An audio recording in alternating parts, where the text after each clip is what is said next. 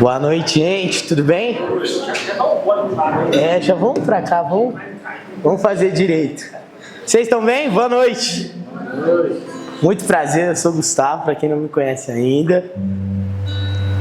Eu sou casado com a Camille, que não tá aqui, tá lá com a minha filhinha. E eu tô também aqui com a Bia, que é diretamente do Marajó. Veio pra gente passar esse tempo de férias com a gente, tá trabalhando e servindo com a gente. Então tá sendo um tempo muito precioso. E também na barriguinha, que já não tá uma barriguinha da Camille, tá o Isaac, que é o nosso menino, que tá chegando aí em março. Então essa é a minha família e eu tô muito feliz de estar aqui com vocês, porque Baipendi é sempre um lugar de inspiração, é sempre um lugar onde eu recebo muito do Senhor. Eu tava falando com o Lê hoje no almoço, e nesse ano eu aprendi que existem duas formas de você descansar. A primeira forma é como a gente está habituado, você não quer fazer nada, você só quer sentar e descansar um pouco no mais preciosidade da palavra, assim, descanso. Mas existe outra forma que é se energizando. E eu falei para ele, quando eu venho para Baipendi, eu me sinto muito energizado. Então não é só um lugar de descanso, mas é um lugar onde eu recebo energia para continuar fazendo aquilo que o Senhor tem colocado na nossa mão. E hoje o Senhor me entregou uma palavra, que não era a palavra que eu tinha planejado quando o Lê fez o convite, mas acredito que vai fazer muito sentido, justamente porque quando eu pisei em Baipendi, o Senhor começou a falar muitas coisas, muitas impressões sobre essa cidade. Então é uma mensagem que a gente já vai direto no assunto. A minha introdução não vai ser muito boa, talvez não vai ser a mais teológica que você vai ouvir, e eu sei que vocês estão bem servidos disso. Então o ano inteiro vocês já receberam muita coisa boa. Então estenda a graça sobre mim e entra na minha loucura. Amém? Porque essa não é uma mensagem para você ser sommelier de culto. Porque se você for sommelier dessa mensagem, você vai falar, mano, o cara quase quebrou o altar quando subiu. Nossa, não se apresentou direito. Tava meio nervoso. E sim, eu tô nervoso. Mas não é sobre isso, não é sobre ser um sommelier. Mas cara, será que a gente pode junto acessar um lugar em Deus, sabe? Eu não quero... Billy Graham tem uma frase muito famosa, que ele diz, eu me ponho em chamas e eles vêm me ver queimando. Só cara, será que hoje, diante dessa igreja, que eu conheço essa igreja, será que a gente não pode junto queimar? Sabe? Será que ao invés de você ficar aí como um telespectador, me vendo queimar, ou vendo alguns queimando, será que a gente não pode se pôr em chamas e deixe que os anjos nos assistam queimando? Sabe por quê? Existe algo muito além de um culto congregacional. Existe algo muito além de uma reunião eclesiástica. E é o nome dessa igreja, comunidade. Ser comunidade é muito além do que a gente ter um horário todo domingo para se reunir, cantar músicas legais e ouvir uma palavra boa. Ser comunidade é nós estarmos comum em algo, em uma única unidade que é Jesus Cristo. Então não me importa se você vai entender ou você vai achar a melhor mensagem, ou não importa para mim se eu estou entregando o melhor que eu poderia estar entregando. Cara, agora eu só quero chegar em um comum acordo com todo mundo. Agora a gente não vai olhar pro meu tênis Jordan, então já olha aí, ó. Beleza? Top demais. A gente não vai olhar pro fundo musical, a gente não vai olhar pro meu MacBook, pode olhar agora. Agora a gente vai se reunir e vai olhar para Cristo, cara. Porque é isso que nós somos uma comunidade. Amém? Então eu queria te convidar a fechar os seus olhos. Vamos orar mais um pouco. Vamos puxar mais da unção do Senhor, vamos puxar mais da presença dEle. Não faz sentido a gente ficar aqui só gastando palavras e palavras. Senhor, nós sabemos que o Senhor tem um óleo que em Salmo 133 escorre sobre a cabeça até a barba de Arão. Mas hoje, Senhor, nós queremos que o mesmo óleo, Pai, da comunhão, da unidade, da comunidade, Pai, se derrame até aqui em nós, em Baipendi, Senhor. Eu não sei se no corpo nós estamos na barba, no meio ou no pé, mas nós não nos importamos com isso, Senhor. Nós nos importamos se o óleo está se escorrendo sobre nós.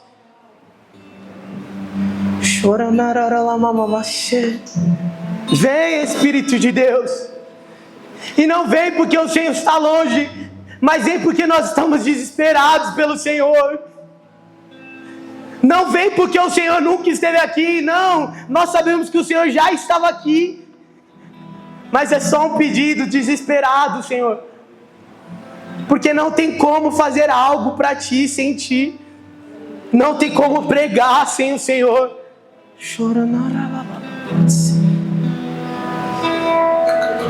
Só começa a erguer a tua expectativa ao Senhor. Começa a gerar expectativa no Senhor para essa noite. Cara, você não veio aqui e está acabando o teu ano para ouvir mais uma mensagem. Sabe, eu tinha uma mensagem muito legal, muito bonitinha. Mas eu não quero só trazer uma boa mensagem para você ranquear no teu ano. Oh, Senhor, nos leve para um lugar mais profundo. Choracatatata serena yara lamaye. Sonarara lamamamashe. Toda a terra, Senhor, se enche da tua glória. Toda a terra se enche da tua glória. E assim Baipendi se encherá.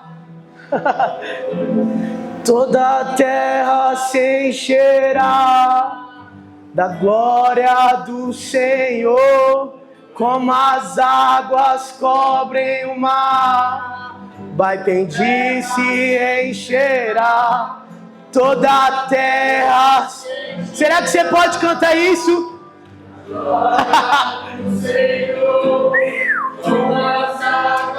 Baipendi se encherá. Baipendi se encherá toda a terra, do norte ao sul, Jesus.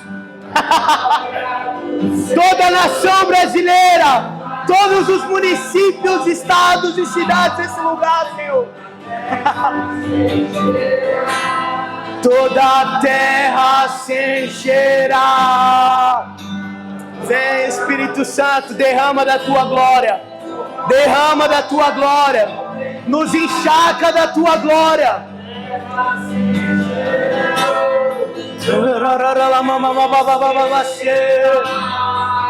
Da glória do Senhor, como as águas, a CND se encherá. Vamos um pouco mais fundo.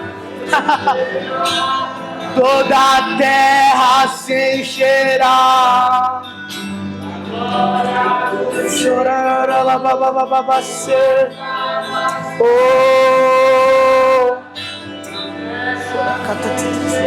Pois o reino de Deus é como um homem que, ausentando-se do seu país, chamou os seus servos e lhes confiou os seus bens. A um deu 5 talentos, ao outro 2 e ao outro 1, a cada um segundo a tua própria capacidade. E então partiu. O que receberá 5 talentos saiu imediatamente a negociar com eles e ganhou outros 5. Do mesmo modo, de forma imediata, o que recebera 2 ganhou outros 2. Mas o que recebera 1, saindo o senhor daqueles servos, abriu uma cova e escondeu o dinheiro do seu senhor. Depois de muito tempo, voltou o senhor daqueles servos e ajustou conta com eles. Então, aproximando-se o que recebera 5, entregou outros 5, dizendo: Senhor, confiaste-me 5 talentos. Eis aqui outros 5 talentos que eu ganhei. Disse-lhe o Senhor: muito bem, servo bom e fiel. Foste fiel no pouco, sobre o muito eu te colocarei. Entra no gozo do teu Senhor. E aproximando-se também o que recebera 2 talentos, disse: Senhor, 2 talentos me confiaste. Aqui então tem outros 2 talentos que ganhei. Disse-lhe o Senhor: muito bom, servo bom e fiel. Foste fiel no pouco, sobre o muito te colocarei. Entra no gozo do teu Senhor. E chegando por último, o que recebera 1 talento. E disse: Senhor, sabendo que és homem severo, que ceifas onde não semeaste, e ajuntas onde não espalhaste, receoso, escondi na terra o teu talento. Então está aqui o teu talento. Respondeu-lhe, porém, o Senhor: servo mau e negligente, sabias que ceifo onde não semeei, e ajunto onde não espalhei. Cumpria, portanto, que entregasse o meu dinheiro aos banqueiros, e eu, ao voltar, receberei com juros o que é meu. Tirar-lhe-ei, pois, o talento e dar-lhe-ei ao que tem 10, porque todo aquele que lhe dará e terá em abundância, mas todo aquele que não tem, até o que tem lhe será tirado. E o servo inútil foi lançado para fora nas trevas, e ali haverá choro e ranger de dentes. Sabe, meus amigos, essa mensagem, eu nomeei ela como patrimônios e transições. E eu preciso de você nesse lugar do óleo de Deus. Então não se esquece da glória do Senhor. Porque se nós não estivermos submergidos na glória do Senhor, a gente não vai entender muito bem o que é esse texto, aquilo que o Senhor quer revelar para nós. Sabe, passando rapidamente, no primeiro versículo que eu li, no Mateus 25:14, disse: se ausentando-se do seu país, chamou os seus servos e lhes confiou os seus bens. Então está falando de um servo que saiu do seu país e entregou todos os seus bens aos seus servos. E se você pegou, você já está entendendo do que essa parábola está falando. Está falando de Jesus que saiu do teu reinado celestial, encontrou os seus servos e repartiu os seus talentos. Só que talento aqui não é talento da forma como nós conhecemos. Talento aqui é uma moeda da época. E a gente não vai entrar muito no mérito do contexto. Eu estou usando desse texto para que a gente possa continuar prosseguindo, tá? Então a gente não vai, de fato, permear por cada versículo. Mas existe aqui um princípio que vai basear toda a nossa mensagem. Então o primeiro princípio que a gente encontra nesse texto é que um senhor saiu de seu país e confiou os seus talentos aos seus servos. Jesus Cristo. Ele vem à terra, ele constrói e ele entrega aos seus servos. E os seus servos são 12, mas também são 70, mas também são multidões. A gente precisa entender que Jesus não veio, saiu da terra para investir em apenas 12. Não foi o que ele fez. Ele investiu em muito mais do que 12. Só que para cada nível de pessoas que ele estava ali se relacionando, ele confiava uma determinada quantidade de talentos. Então as multidões ele confiou um talento. Aos 70 discípulos ele confiou outro talento. Aos 12 ele confiou outro talento. A Pedro, Tiago e João ele confiou outros talentos. A João ele confiou outro talento. E não é porque Jesus é meritocrático, não é isso. Mas Jesus está trabalhando na capacidade de que você pode trabalhar. E se ele trabalha na capacidade, logo ele tem expectativa de que você seja capaz de alguma coisa. É igual a Ari falou aqui. Eu fui vocacionada para isso. E talvez você possa ter pensado: nossa, que prepotente. Menina trouxe um dízimo e oferta e já está dizendo que é vocacionada. Calma aí, cara. E não, isso não é sobre prepotência, isso se fala sobre identidade. Não importa se talvez ela vai pregar só nesse púlpito pro resto da vida dela. Ou o Senhor levanta aqui alguém que vai pregar em diversas nações. Ambos carregam a mesma identidade no Senhor. Não tinha o servo prêmio, o servo platino e o servo bronze. Não, todos eram servos. Mas a expectativa que Deus confiava se dizia da sua capacidade. Então o Senhor não vai me pôr para fazer algo do qual eu não tenho capacidade. Não que tudo que eu faço eu tenho capacidade. Mas tudo que eu faço, existe uma expectativa em Deus que eu alcance essa capacidade. Deu para entender? Então eu não tinha capacidade para pegar minha família e morar lá na Ilha do Marajó, no segundo menor IDH do país. Eu não tinha capacidade para isso. Eu não tinha capacidade para chegar lá financeiramente e manter um custo em um dos lugares que carrega o maior preço de conta de energia do nosso país. Eu não tinha capacidade, mas existia uma expectativa em Deus que eu fosse capaz daquilo. E é por isso que está dando certo. Não é porque eu fiquei 10 anos me organizando e tal, tudo perfeito, e aí quando a gente conseguir todas as cenas da Zoe, a gente vai. Não, existia uma expectativa no coração de Deus que gerou em mim capacidade para corresponder. Entende? Então não é sobre meritocracia. E por que você está falando isso, Bu? Porque o que a gente está fazendo agora? Isso aqui não é uma introdução, porque a gente não vai se prolongar nisso aqui. Isso aqui é um aterramento, a gente está batendo no chão de barro por onde a gente vai andar. Então a gente precisa entender, senão você vai achar que minha mensagem é sobre... aquele cara ali está mais perto do pastor, por isso que ele vai fluir mais. Você vai achar que é sobre meritocracia. Você vai achar que é só sobre igreja. Mas eu não estou falando só sobre igreja. Entende? Talvez o talento que Deus te deu, se você gastar ele na igreja, você vai ser encontrado como esse cara que escondeu. Você está aqui escondido dentro da igreja, mas o Senhor te chamou para ser um empresário nas ações. E você está aqui, com medo. Não, deixa eu ficar aqui com a minha lojinha aqui mesmo em Baipendi. Cara, você está enterrando o teu talento. Entende? Então, essa mensagem, eu vou falar muito sobre posições eclesiásticas. Porque eu estou no meu mundinho. Mas você vai pegar isso e vai trazer para o seu. O que o Senhor já falou que você tem para você? É ser um grande empresário? É ser um grande médico? É ser uma grande mãe? Um grande homem? Eu não sei. Você vai trazer isso para você. Amém? Então, um recebeu 5, outro 2 e um recebeu 1. O que tinha 5, imediatamente saiu a multiplicar. O que tinha 2, do mesmo modo, saiu para multiplicar. E o que tinha 1, ele não perdeu, ele enterrou. Então, a primeira coisa que eu queria trazer com você, valeu, meu irmão, é que quando nós recebemos algo de Deus, nós recebemos ele de um modo que a Bíblia já diz por herança. Então lembra o servo que saiu do seu país e entregou aos seus servos. Hoje nós entendemos que nós somos feitos filhos de Deus por meio do sacrifício na cruz. E nós carregamos herança celestial por conta do sacrifício e das coisas que ele ganhou na cruz para nós. Jesus trouxe para nós uma realidade celestial que por meio da cruz nós podemos viver ela hoje na terra. É por isso que quando a gente canta, é por isso que quando a gente ora, a gente sente a presença de Deus. Porque é uma herança que foi atribuída aos filhos. Tago, aonde você quer chegar? Os nossos talentos não são como dessa parábola.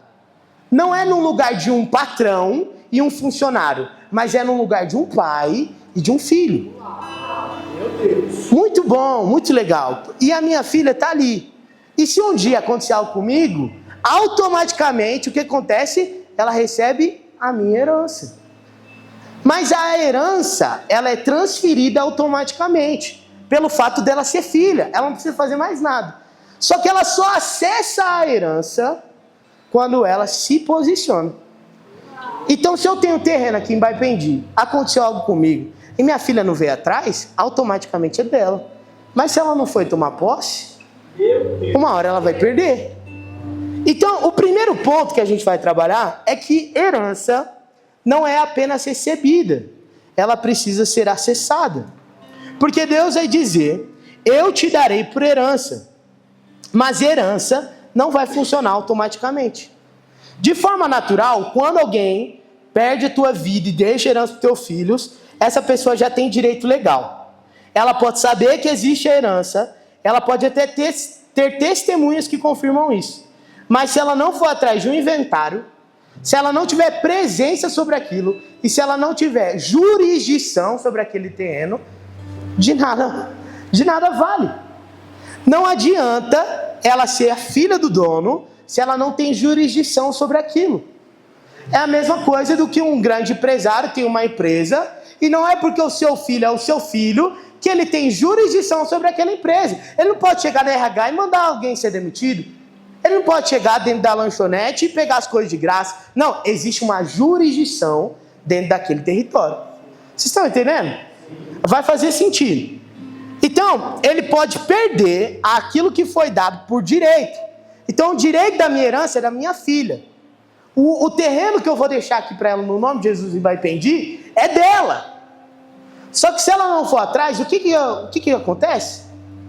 Usa o capião. Alguém vem e toma o que é dela por direito. Por quê? Ela tinha direito sim, mas ela não tinha presença. Ela não construiu naquilo que foi determinado para mim. Eu deixei o legado, mas ela não manteve a presença do legado. E isso é perdido.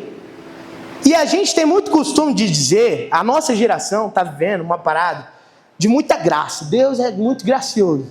Isso não é só aqui em Minas, não.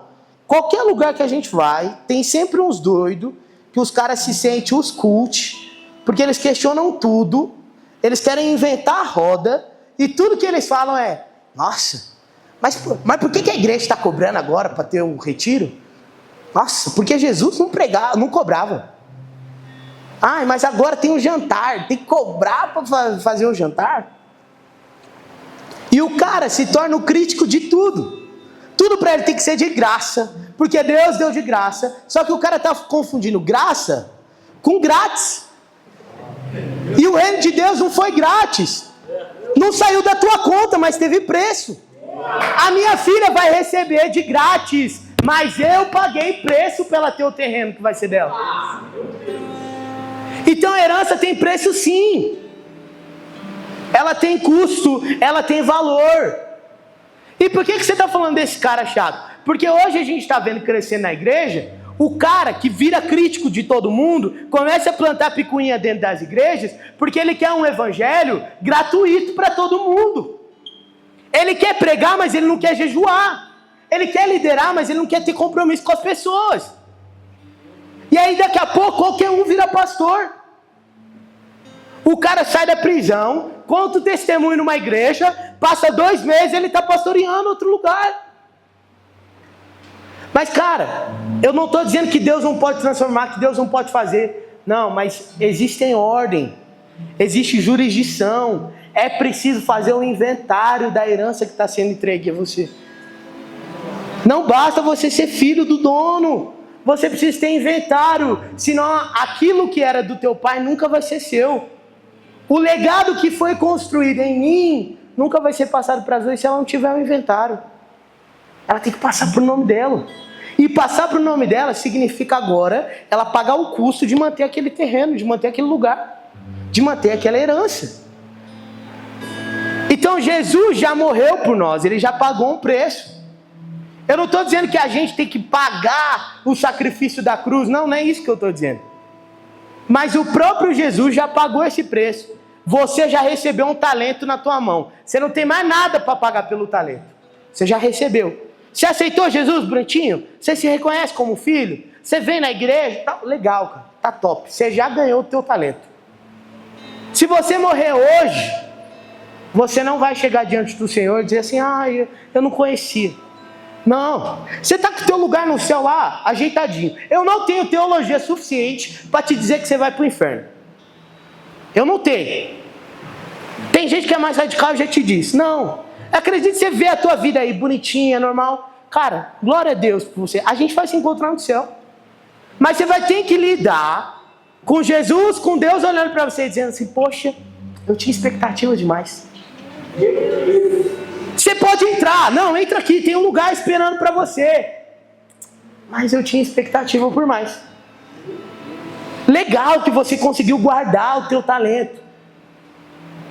Mas eu tinha expectativa por mais. Só que nessa parábola, a gente vê o Senhor dizendo que, assim como no reino dos céus, e eu sinto lhe dizer, que no versículo 29 diz assim, porque a todo que tem, porque a todo que tem, lhe será dado, e terá em abundância. Mas ao que não tem, até o que tem, lhe será tirado. E o servo inútil, que foi aquele que pegou o talento e enterrou, será lançado para fora, nas trevas. E ali haverá choro e ranger de dentes.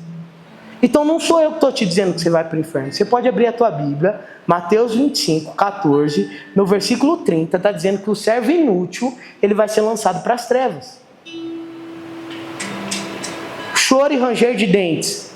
Eu não preciso te dizer mais nada, você já sabe o que significa choro e ranger de dentes.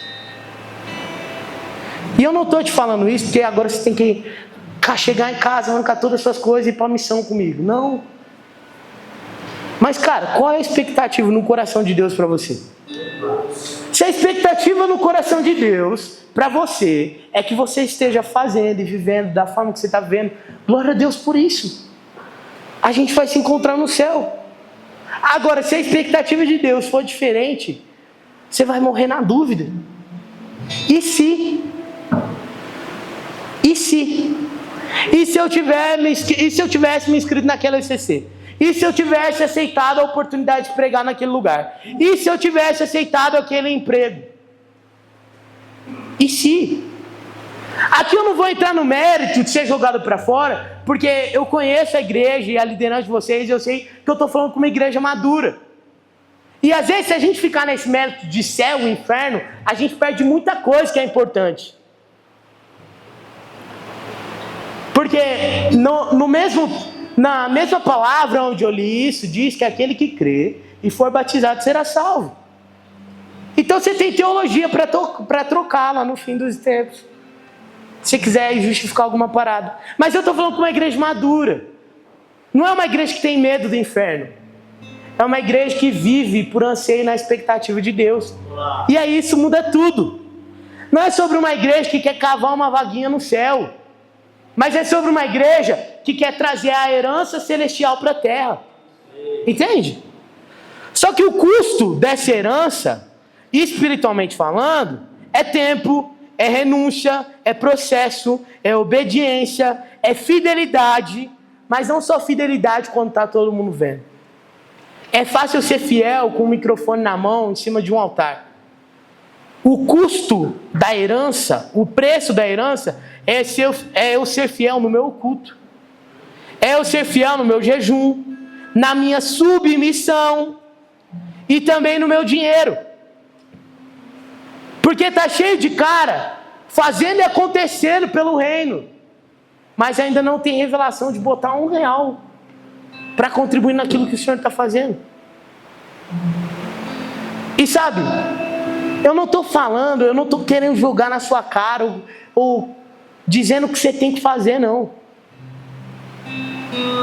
Mas às vezes eu escuto pessoas dizendo: nossa, eu estou quebrado, eu não tenho condição de ofertar. Olha, Gu, aí sabe que a gente é missionário. Eu só não oferto por você porque, cara, eu estou muito apertado mesmo.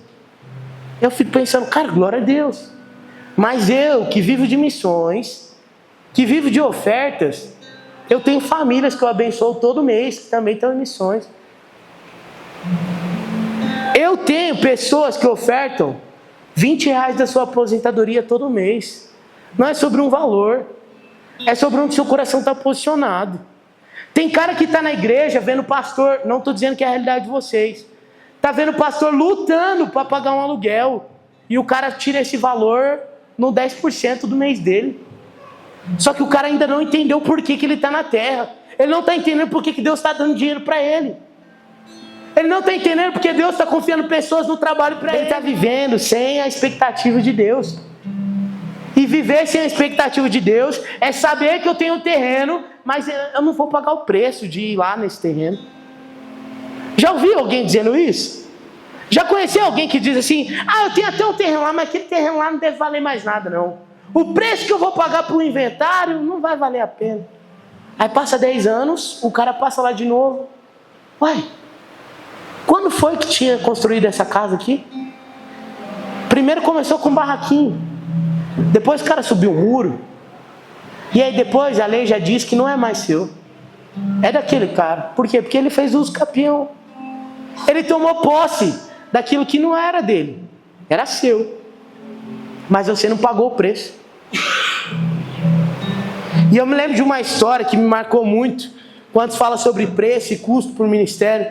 Eu ouvi de um cara que estava muito perto do movimento de Belo Horizonte, da adoração extravagante. E eu estava com ele, estava na casa dele. E eu falei assim: cara, e o que foi quando o toque no altar começou a explodir para todo canto?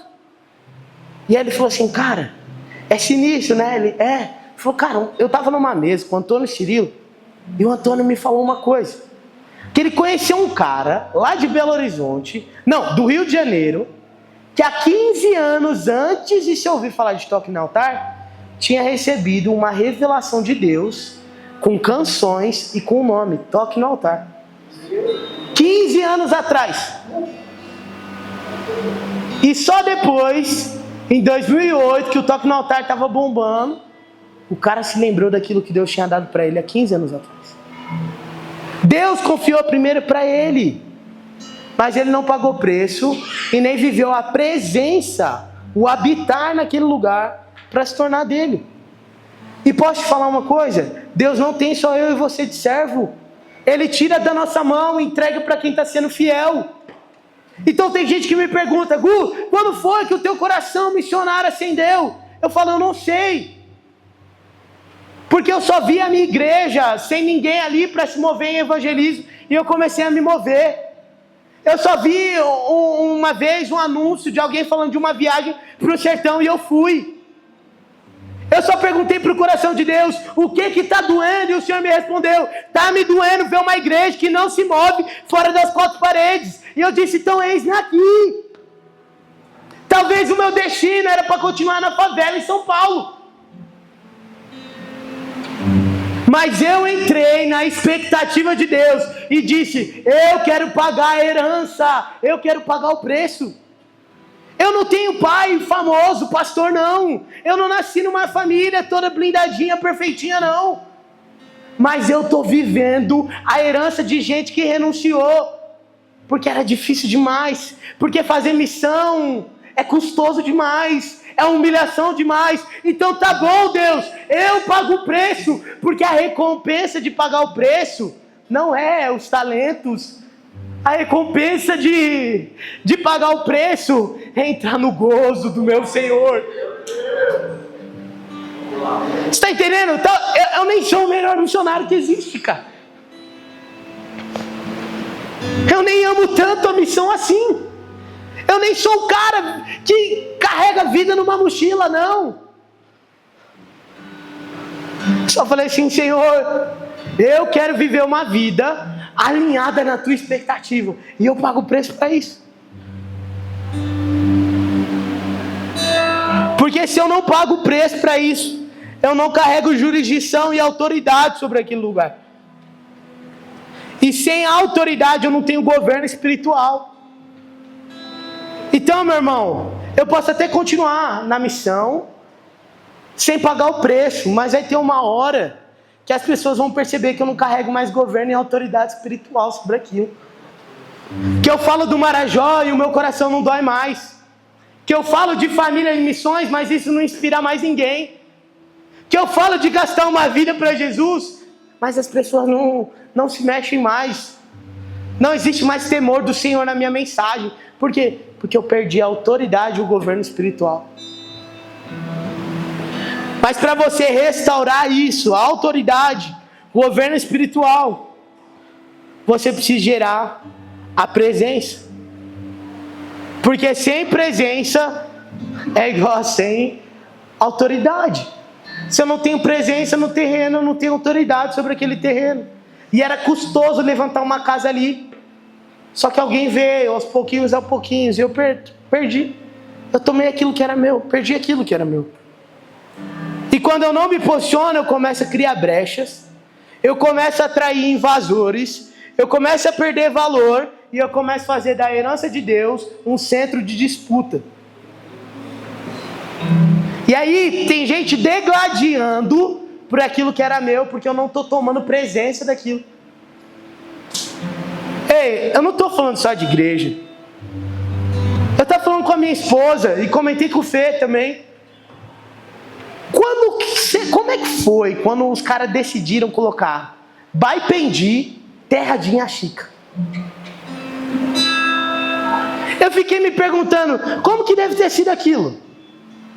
Será que não tinha um crente que olhou para aquilo e falou assim, não, ei, peraí, isso aqui está errado. Como assim terra de Inhaxica? Não, esse lugar aqui é do Senhor Jesus Cristo. Como foi que a igreja reagiu? E eu fiquei pensando, será que a igreja se escandalizou, fez muito barulho, mas perdeu a intenção? O tempo venceu o desejo de estar na expectativa do coração de Deus? O tempo venceu a intenção de manter-se presente em um lugar? Ou será que a igreja olhou para isso e falou, isso não é nada demais, e abriu mão da autoridade que era dela para outros? E sabe, eu não estou aqui destilando ódio a outra religião, não. Mas, meus amigos, se isso não está claro para você, eu vou deixar bem claro. Só existe um único Deus vivo. Não existe outro. Todos os outros deuses são falsos. Inclusive o que você criou aí dentro de você. Todos são falsos. Inclusive aquilo que você chama de estabilidade. É falso. Inclusive o que você está chamando de vergonha para pregar é falso. Esse Deus é falso. Só existe um único Deus vivo aqui. O que você está falando? É bem simples de resolver. O profeta Elias já fez isso uma vez. Se for necessário, a gente faz de novo. Manda o teu Deus derramar fogo. Ah, mas é porque as outras religiões também fazem trabalho caridoso. Eu sei que faz. Mas vai ver lá o projeto, vai ver os projetos cristãos. Não é sobre dar pão para uma criança, é sobre uma criança vir e confessar: professor, eu nunca tinha ouvido eu te amo. Primeira vez que eu estou ouvindo. Não é sobre um assistencialismo, é sobre uma transformação. Pode chamar qualquer religião para fazer junto. Pode mandar fazer. Então, meu amigo, eu não estou destilando ódio. Cara, isso aqui é uma verdade. A gente vai amá-los, a gente vai recebê-los, a gente vai cuidar deles. E se talvez você está aqui e talvez você não é cristão ou está conhecendo o Senhor, ei, eu amo você e eu quero muito que você faça parte dessa família. Eu não estou falando nada contra você, não. Mas como será que a igreja se posicionou quanto a isso? Em ver a autoridade de um lugar sendo atrelada a um Deus falso. Tá bom, vamos deixar no passado. Mas será que a igreja de hoje está pagando o preço de limpar a bagunça da igreja passada? Porque se a herança é de Deus, o patrimônio é celestial. O patrimônio, Deus não transfere para o meu nome ou para o nome do Giovanni. Continua sendo celestial. Eu só sou o filho. Eu só estou gerenciando aquilo. Quando eu morrer, vai vir outro filho. Eu não tenho poder de vender aquilo. Eu não tenho poder de negociar. É patrimônio celestial. Aquele servo não pôde gastar aquele talento com ele mesmo. A única coisa que ele pode fazer é esconder. Então eu entendo o que eu estou falando. Deus derramou uma porção sobre Baipendi. E não me importa o que a igreja fez até agora. Tem coisas boas, mas tem coisas ruins. O que importa agora é a CMD, a igreja de Baipendi hoje, de 2025, de 2026, está limpando o terreno para acessar o patrimônio celestial, que é dela por direito. É isso que você tem que pensar. E eu me pergunto, como que a gente pode se posicionar hoje dentro dessa cidade? Tem guerras que a gente já perdeu, tem territórios que a gente já perdeu, mas deixa eu te falar uma coisa, tem muito patrimônio disponível celestial que a igreja de Baipendi ainda não está acessando. E é por isso que eu estou trazendo essa mensagem hoje.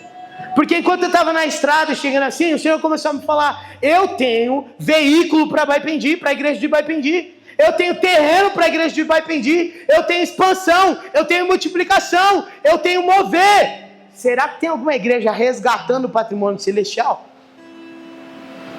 Ou será que a gente está confortável? Cara, essa igreja é muito linda. A primeira coisa que eu falei com o Lê: que igreja linda. A segunda coisa que eu falei: quando que a gente vai comprar aquele terreno? Porque eu não estou preocupado com a beleza apenas.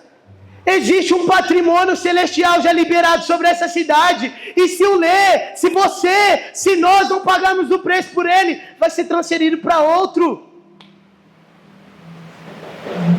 Se a gente não tomar posse da identidade de que Baipendi é terra de Jesus Cristo, ela vai continuar sendo de quem quer que seja. Se a gente não utilizar das portas que Deus está liberando para nós, nós só estamos fortalecendo os outros. E quando eu digo os outros, eu não estou falando de outras igrejas, rivalidade não. Mas eu acredito na mensagem dessa casa. Eu acredito naquilo que o Senhor confiou para essa casa em específico. Será que eu acredito mais do que Deus? Será que eu consigo olhar para isso e ver um terreno enorme? Será que eu consigo ver uma van aqui para a gente buscar as crianças lá da Serrinha? Será que eu consigo ver pastores, missionários sendo enviados para todos os lugares e Deus não consegue? Vamos lá! Será que você consegue planejar muito bem a tua vida e Deus não consegue? Peraí, Deus tem expectativa muito melhor sobre a tua vida e a minha. Deus tem expectativa muito maior sobre a CMD em Baipendi. Mas tem patrimônios abertos que precisam de presença, porque a presença vai gerar autoridade, a autoridade vai gerar movimento, e o movimento de uma igreja gera moveres, e são os moveres de Deus que vão atrair um lugar que a gente chega na metade dessa mensagem, que é transições. O nome dessa mensagem é Patrimônios e Transições. Patrimônios espirituais nada mais é do que uma palavra profética que você já recebeu. Você já recebeu um dom, uma família, um ministério, uma responsabilidade, uma influência? Você já recebeu uma palavra profética dizendo que você tem um chamado, Deus vai fazer algo na tua vida? Eu acredito que todos aqui carregam isso. Tem alguns que estão dizendo que não tem. Não tem palavra profética nenhuma. Já profetizaram um tanto de coisas, mas nunca se cumpriu. Então acho que para mim não é... Acho que eu não tenho essa parada de ministério, não. Eu já até pensei uma vez fazer missões, mas acho que essa parada não é para mim. Não é que a palavra de Deus mudou, meu amigo. É que você só foi negligente. Deus tomou de você e entregou para outro. Talvez nem era para mim estar nesse púlpito aqui pregando. Mas alguém falhou e o Senhor me encontrou e eu falei, eu quero tudo que o Senhor tem para mim. É essa oração que você tem que fazer. Você tem que acordar de manhã e falar assim, Deus, me dá tudo que o Senhor tem para mim. Sabe por quê? Eu vou abrir uma tangente. Na vida missional existem muitos estigmas. E um deles é sobre vestimenta, é sobre custo, é sobre finanças. E eu sempre tive um sonho de ter um tênis Jordan. Se você é mais neguinho igual eu e o Giovanni, você vai entender o porquê. Mas eu sempre quis. E aí um dia eu me lembro que eu cheguei na minha mãe chorando, porque eu tinha acabado de receber uma palavra que o Senhor estava me chamando para pastoreio, para ministério. Eu cheguei chorando na minha mãe, eu disse assim, mãe, ela, que foi? Você está feliz? Eu disse, não. Ele falou que eu vou ser pastor. Eu nunca vou conseguir comprar um Jordan. Eu falei, mano, ele podia ter profetizado qualquer coisa, mas missionário, justo missionário. Os missionários que eu conhecia, velho, os caras eram feios. Os caras fediam. Eu falava assim, eu não quero ser isso aí não, cara. Não, Senhor, você entendeu errado. Eu quero ter um Jordan. Eu quero ter um carro maneiro. Eu quero ter uma esposa bonita, cheirosa. Eu quero uma mulher de Vans rasgado com os dedos para fora, uma camisa Ripong e vamos lá fazer missão para Jesus. Não que isso seja errado, mas a missão por muito tempo teve como seu Deus a miserabilidade. E aí, voltando aqui porque eu estava falando, já abri 200 tangentes. Em algum momento eu pensei, cara, eu não vou poder conquistar isso. E aí esse ano a gente estava em uma igreja e a gente estava lá em Foz do Iguaçu, que faz divisa com o Paraguai e com a Argentina. E lá as coisas são muito baratas. E a gente estava lá e eu vi esse tênis e eu fiquei assim, cara, tá metade da metade do preço. E eu fiquei, amor, caraca, que doidice. Ela virou para mim e falou assim, compra. Eu falei, quê? Não, eu sou missionário. Imagina eu chegar numa igreja com um tênis desse. Os caras não sabem que eu comprei no Paraguai. E eu fiquei em crise. Eu fiquei rodando aquele shopping. Falei, eu não vou comprar. Aí meus pais estavam comigo, minha mãe olhou para mim e falou assim, compra o negócio. Eu falei, eu não vou comprar. Ela falou assim, pior que eu não tenho nem para te dar, você tem como desculpa. Aí eu peguei, olhei pra Camille, cara, vou, não vou. Falei, tá, eu vou. Catei o cartão de crédito da minha avó, obrigado, vó.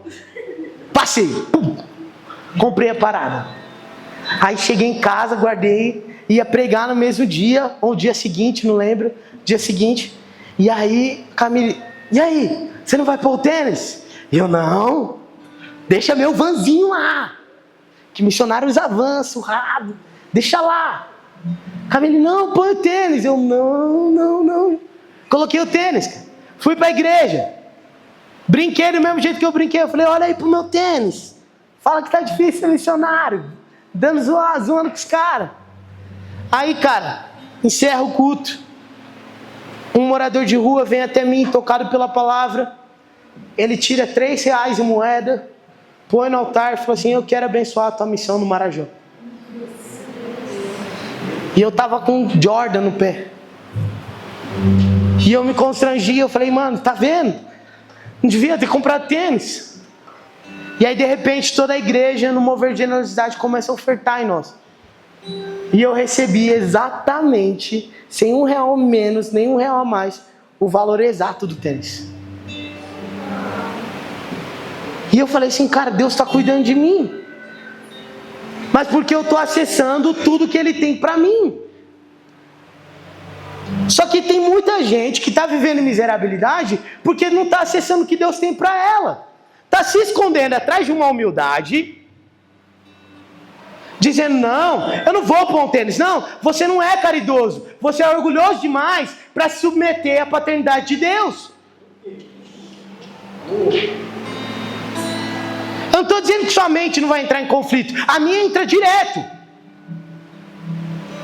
Inclusive, talvez você que é mais perto de mim nem sabia que eu fui no Paraguai. Porque eu não postei com medo de perder mantenedor. Eu não sou perfeito, eu ainda estou aprendendo a lidar com a minha falta de identidade em Deus. Eu às vezes ainda órfão, todo dia. Mas dessa vez, você abrir meu Instagram lá, você me viu. Puxando. Porque não é sobre luxo, é sobre a identidade que Deus tem para mim. E eu não vou negar aquilo que Ele me chamou para ser. Então às vezes você está passando perrengue, porque você não dobrou o teu joelho e orou assim, Deus, me dá tudo que o Senhor tem para mim. Tudo. Às vezes Deus tem um carro para você, mano, e você está andando a pé. Ele já liberou, está no 3º céu, só que você não está pagando um inventário para trazer para a terra. Tá simples. Eu não estou falando aqui de terreno da minha cabeça. Se eu estou falando de terreno, é porque lá no céu, Deus já está olhando para cima dele e falando, eu tenho expectativa de vocês serem um terreno. Entende?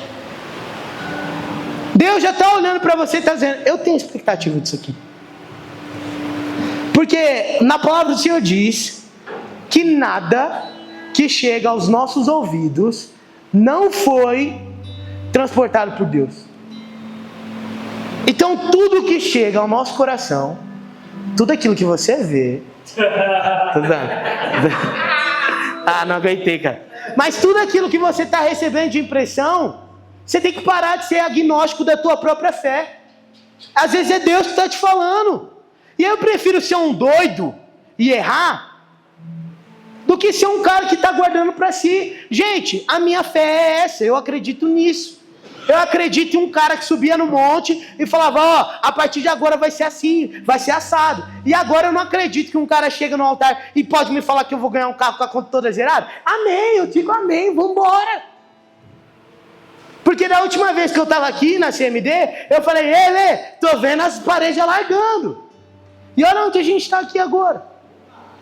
Então para de ser agnóstico que Deus está dando para você.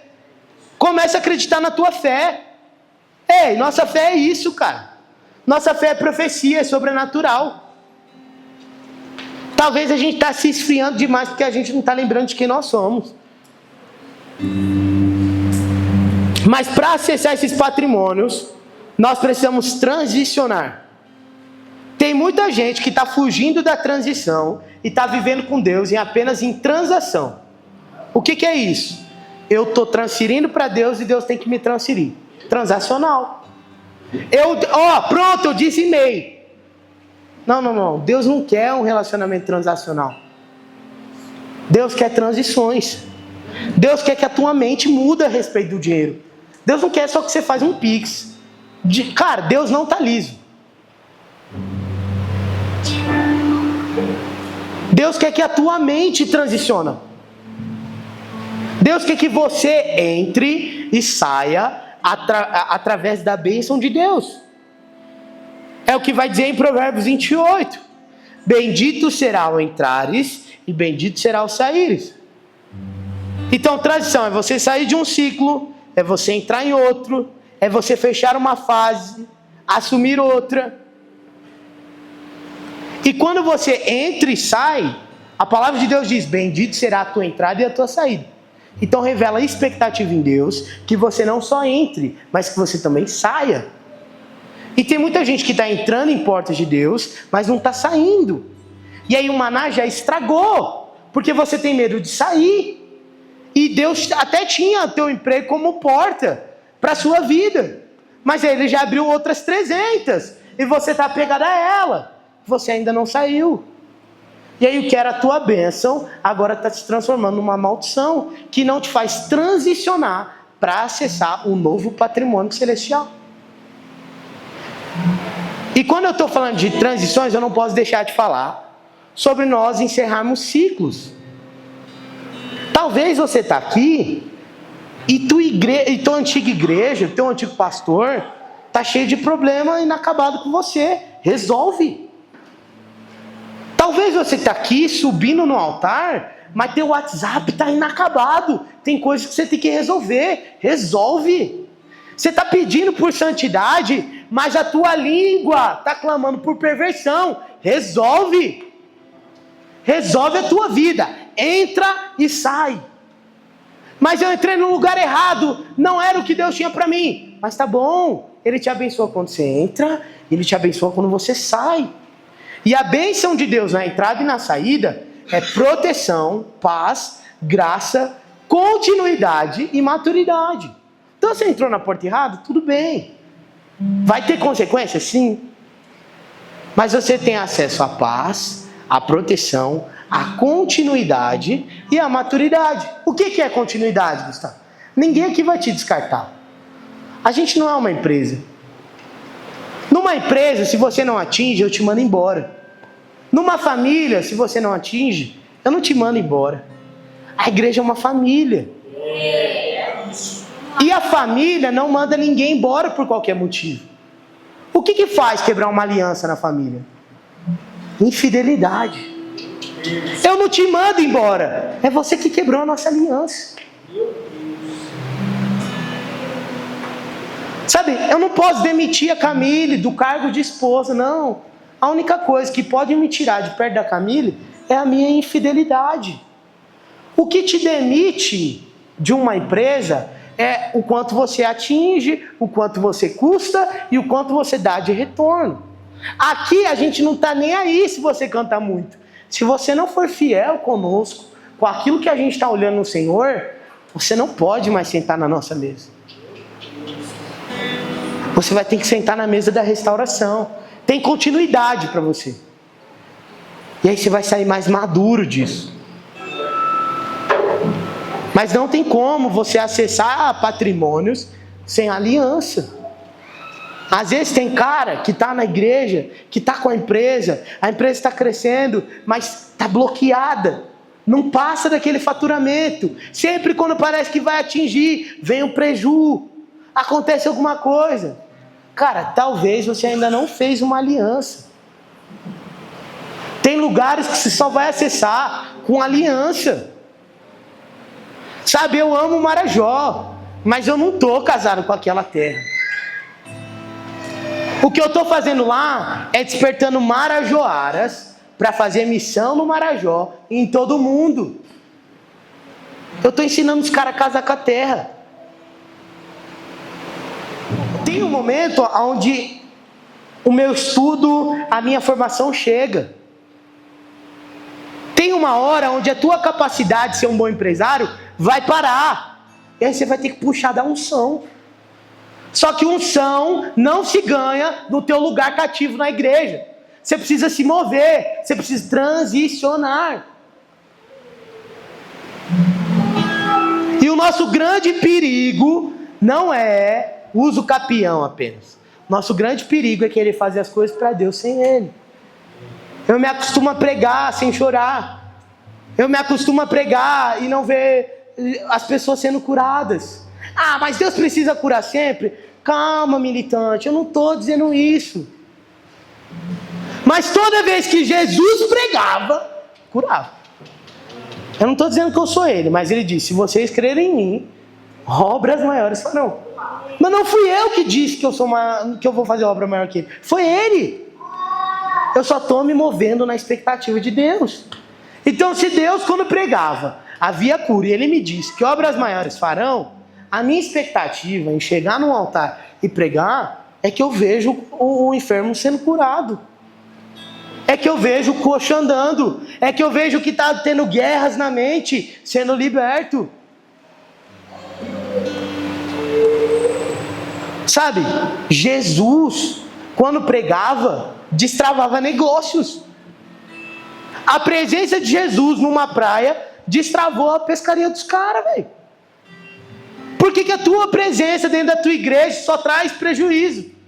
Por que a tua presença dentro da tua empresa só traz problema, cara? Teu patrão já te ensaiou em demitir 200 vezes. Resolve os teus BO. Porque se você não transicionar, se você não fechar o ciclo, se você não resolver o que você precisa resolver, você não vai acessar o patrimônio celestial de Deus. E Deus vai abençoar quem vai entrar com reverência e sair com honra. Você entra com reverência, cara.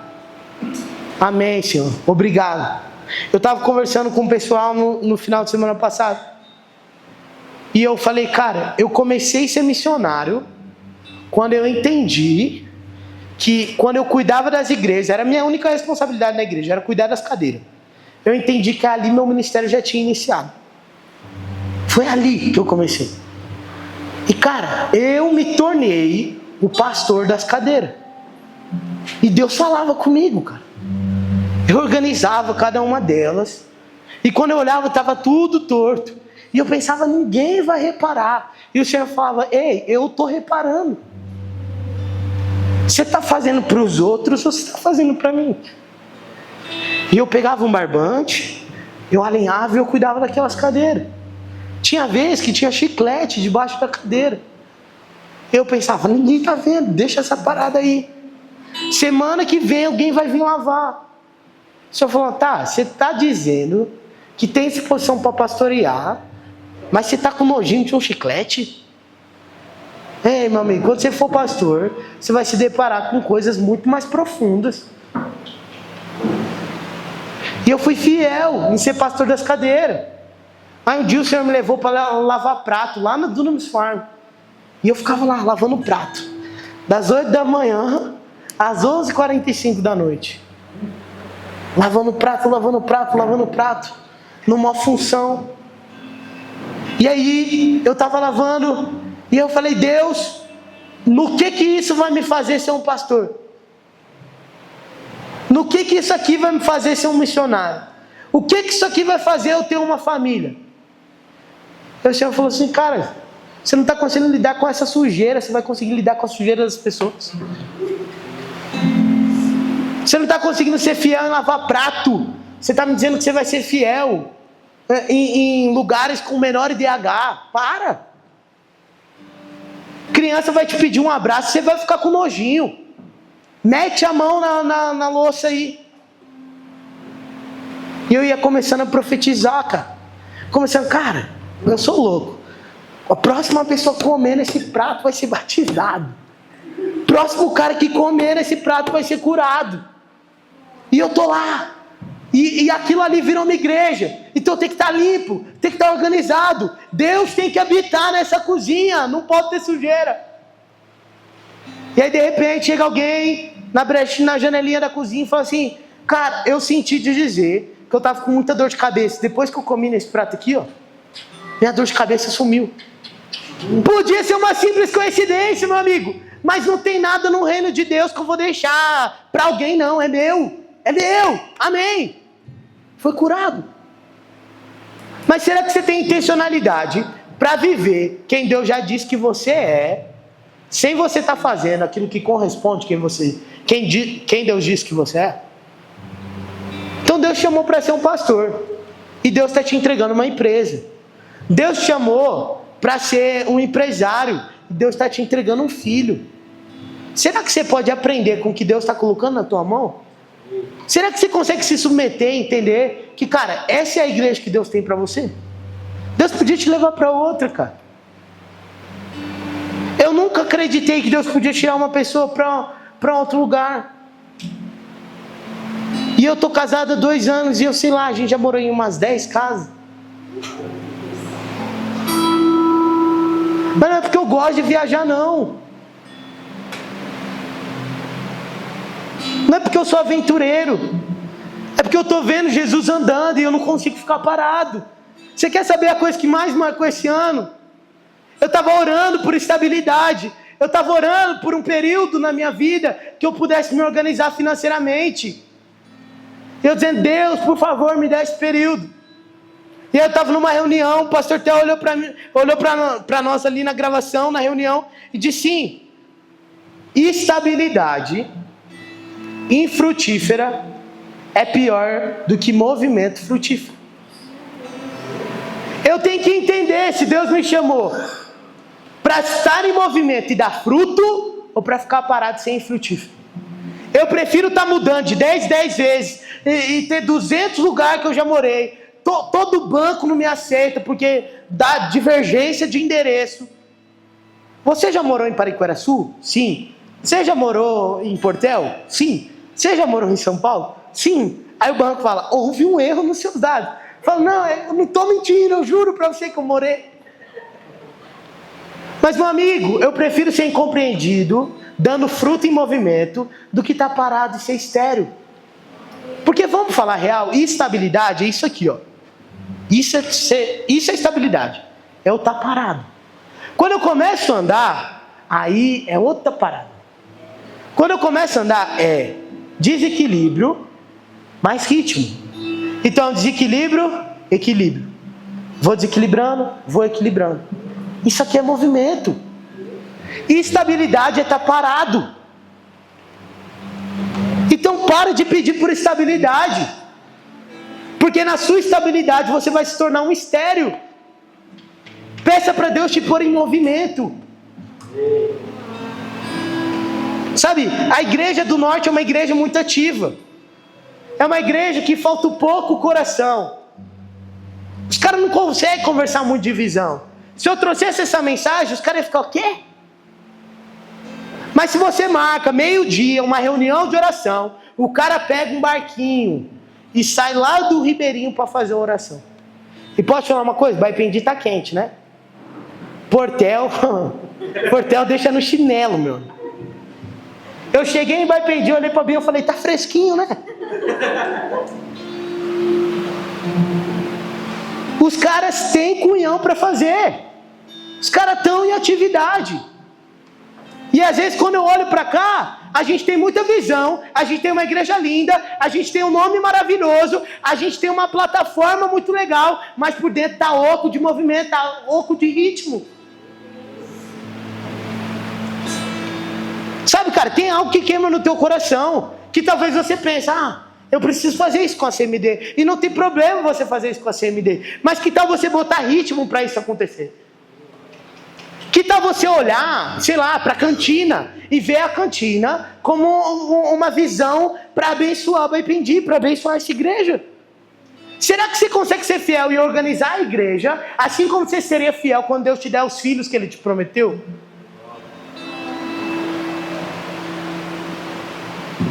A fidelidade te põe em movimento. E quando uma igreja se coloca em movimento, ela desperta mover. E aí quando eu estou falando de mover, meu amigo, eu estou falando de sobrenatural. Mas eu não estou falando de sobrenatural vazio. Eu estou falando de um sobrenatural que te faz cair, mas te levanta com uma maturidade muito diferente. Porque tem coisas que a terapia não vai resolver. Tem coisas que um conselho com lei não vai resolver. Tem coisas que você só precisa estar imerso na presença de Deus. Tem coisa que você ia gastar 10 anos para resolver. Se você investir 1 hora do teu dia debaixo da presença de Deus, você recebe tudo aquilo que você ia gastar 10 anos para ele. Porque o que a gente ainda não entendeu é que a gente está num jogo, só que a gente já está no modo infinito, velho. Já está hackeada a parada. Eu já tenho tudo que eu preciso para ganhar o jogo. Eu só preciso usar na hora certa. O dono do jogo já está do meu lado, cara. Eu só preciso discernir os lugares que eu preciso entrar, os lugares que eu preciso sair. Para finalizar, tudo disso que eu falei, o maior patrimônio que uma comunidade pode ter não é um prédio, não é um terreno, não são aquisições, não são veículos, não são quantidade de membros, mas o maior patrimônio de uma comunidade espiritual é a sua visão. Se você não está vendo para onde você está indo, você não consegue pôr ritmo. Tenta apagar o teu farol de noite na estrada e tenta acelerar. Você não vai conseguir, automaticamente teu pé vai sair do acelerador. Porque você precisa ver para poder colocar mais aceleração. E aí vai ter pessoas do teu lado que vai ser o farol baixo. E vai ter gente do teu lado que vai ser o farol alto. Só que o farol alto não vem sempre. Se você fica o tempo todo com o farol alto, você cega o cara que está vindo na outra mão. O farol alto tem que ser estratégico. Você joga na curva, plum, entendi, apaguei. Nossa, como que deve ser essa curva? Pum, entendi, apaguei. Só que deixa eu falar uma coisa, você já está com o Waze, você já tem farol alto, que é a tua liderança, são os seus pastores, só que você precisa ser fiel em trabalhar o teu farol baixo e a tua aceleração. Que é isso, só você pode fazer por você. Não adianta nada eu jogar um farol alto se você não tem farol baixo. Uma hora você vai bater esse carro. Não adianta eu estar te dando o Waze, o mapa, se você não tem coragem de acelerar. Você não vai chegar no horário que o mapa está falando. O mapa mentiu, o mapa me enganou. Tem muita gente se relacionando assim com Deus. Cara, você vai ter que acelerar na hora certa, frear na hora certa. E isso é visão. Visão te põe em movimento. Movimento vai atrair mover, que vai gerar palavra profética, que são os acessos para os patrimônios celestiais.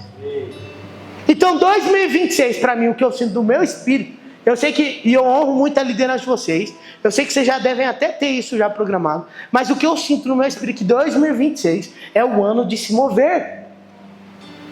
Não é o ano de X, não é o ano de Y, é o ano de se colocar em movimento. É o ano de pegar as metas que você fez durante os últimos 10 anos e vamos começar a matar isso aqui, cara. O que Deus disse para a CMD? Que tinha isso. Então, cara, a gente vai começar a fazer. Ah, não dá para fazer o ideal, mas vai ter alguém orando por isso.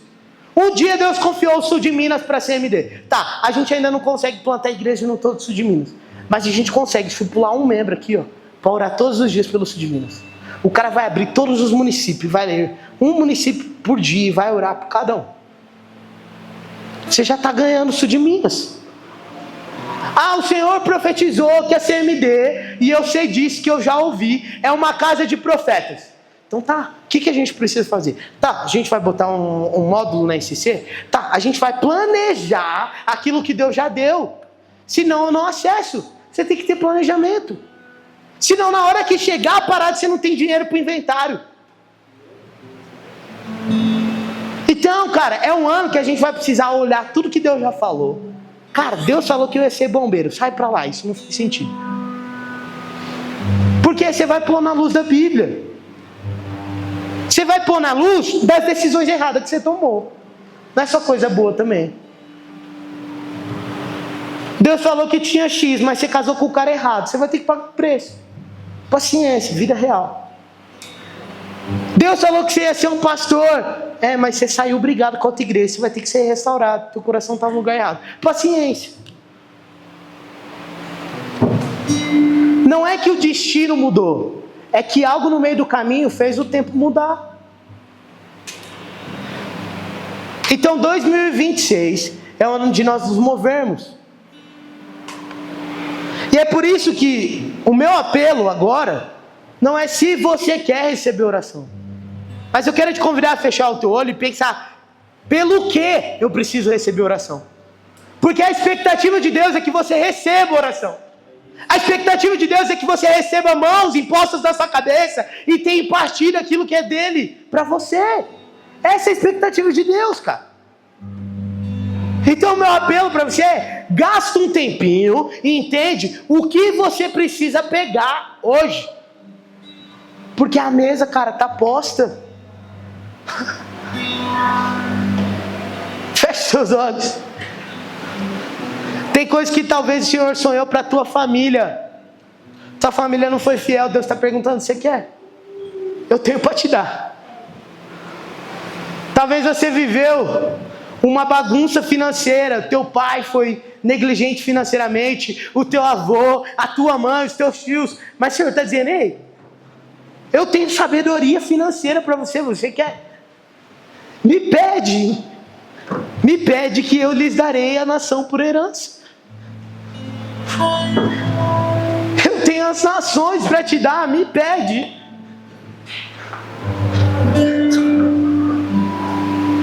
Sabe, a gente rotulou como pessoas que pedem coisas materiais, pessoas vazias, mas deixa eu te falar, Deus tem coisa material para você. Você quer? É só você pedir. Deus não se ofende. Eu não me ofenderia se a minha filha me pedisse uma boneca.